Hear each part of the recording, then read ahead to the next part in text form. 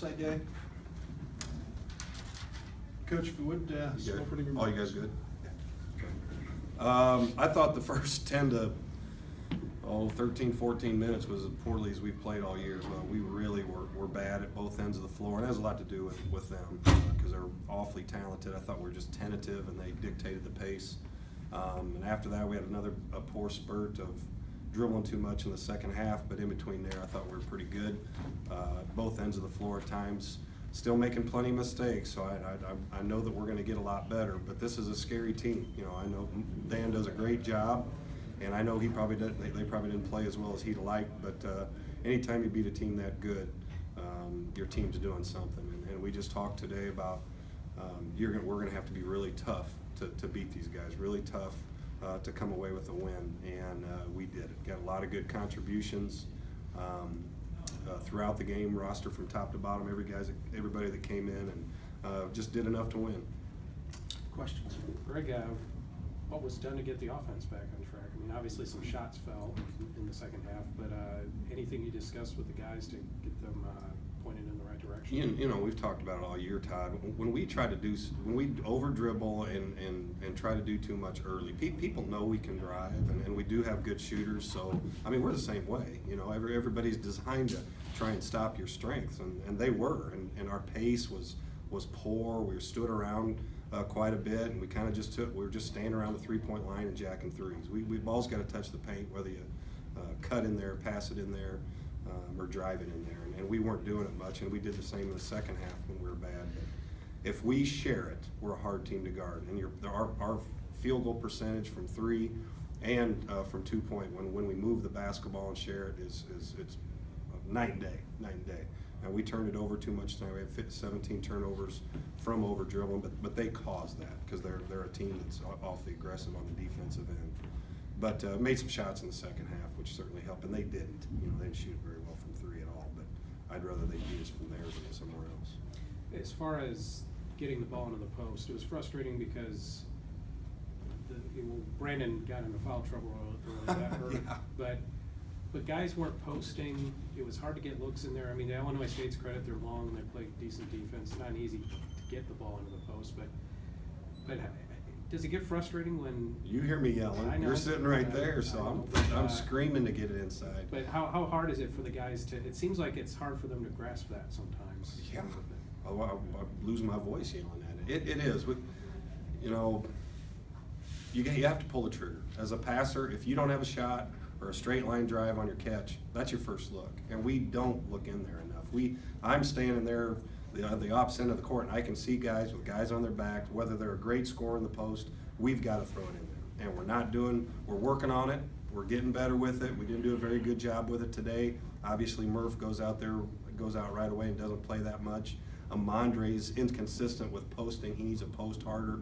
They had guys that went down in there and sat down and got the ball.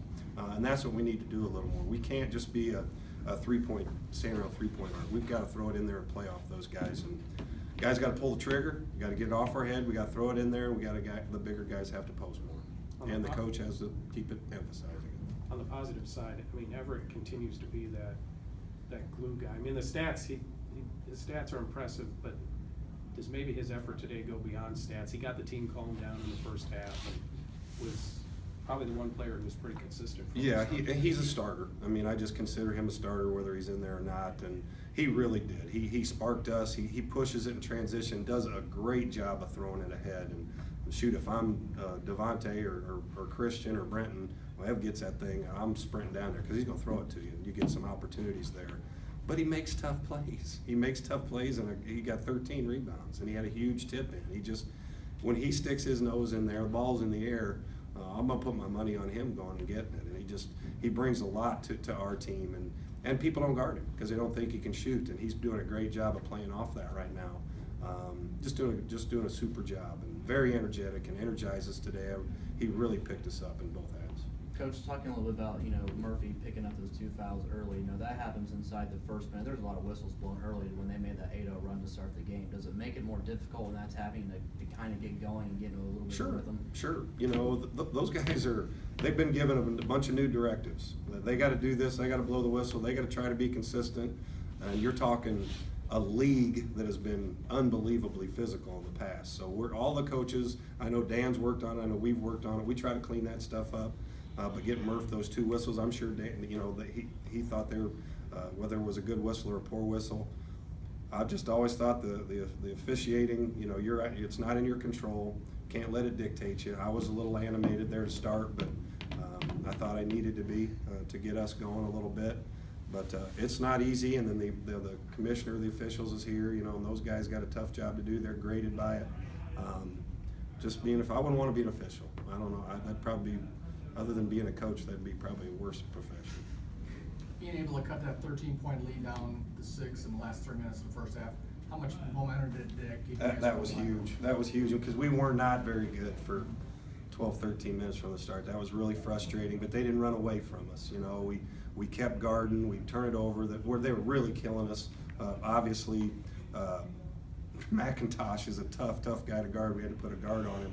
But our turnovers and quick shots led to their transition, and you're not going to beat them if you're doing that. But we talked in the last media timeout about, hey, let's win this last 4-minute game to halftime and get a little spark there. We gave up a basket at the end on a tough one there, but that probably saved us, to tell you the truth.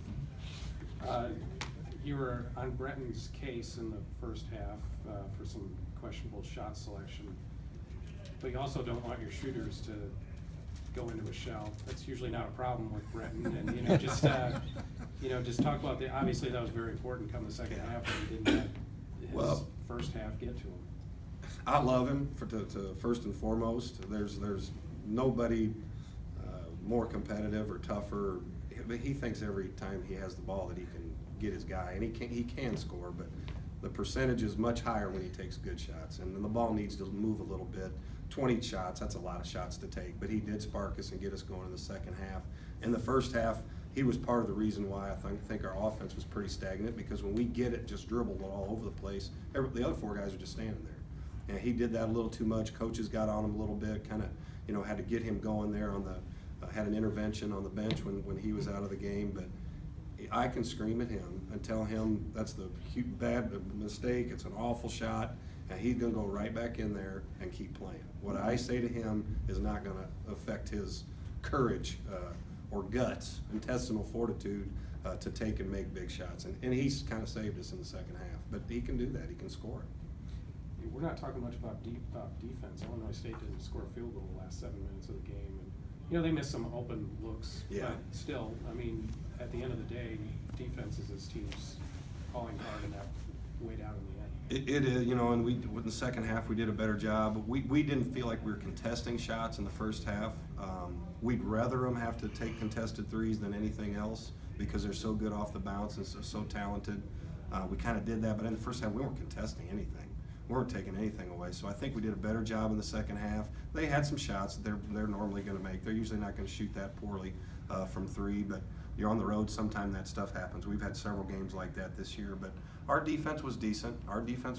We still have many a breakdown that we're going to continue to learn from and keep tightening it up at that end. Were you happy with Niels today? He made some smart plays offensively. If you'd ask Lou at the first half and coming in there, I was not very pleased with him, but he did. He rose to the occasion in the second half. Niels is a good basketball player. He's a talented basketball player and a smart guy. He just got to get a little bit of more game action at this level, and I cannot lose my mind on him. I got to let him live with some of the mistakes he makes because he's smart. He can play. This summer, he was arguably our most talented interior guy. That's on me. I got to do a better job of coaching him through some of the mistakes because you see what he can do. He can bounce, he can shoot threes. He can take it to the basket, and he's a good talker on defense. Coach, I know he only played 5 minutes in the first half, but I thought when Q came in the game, he gave some really good minutes, and he had a really nice inbounds pass for the cutter there in the first half. It was a big spark for you. His last 2 games, he's done a really good job, and it's stuff we see every day, and we have to have that. And if it's going to be a Grant too, those guys that come off the bench have to bring some value to us. They got to do something. It's hard coming off that bench, but Q's getting a little more accustomed to it. And he's all fast twitch. He is an athletic, quick, bouncy guy, and he's getting a little more accustomed to the pace of play. But he's going against those guys every day too. If you don't take advantage of getting your tail kicked by our good perimeter guys every day, and he's really doing it, and was a huge spark for us in the last 2 games, I think. There's